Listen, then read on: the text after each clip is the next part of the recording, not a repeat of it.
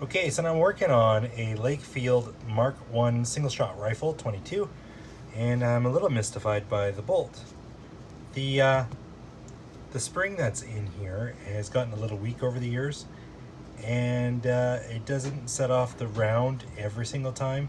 So I'm thinking about replacing it, but I'm having a hell of a time getting the bloody thing apart. Now, it looks like that underneath this this thumb screw here, you can sort of see down there, there's a pin with what looks like to be like a split ring on it, and that holds the spring in place.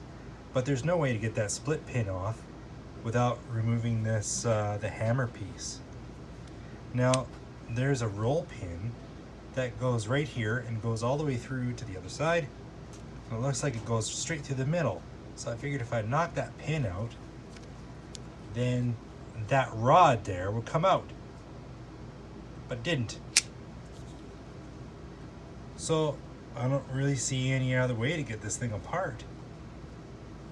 So I don't know if you've ever played with one of these things before, and if you have, how did you get this thing apart?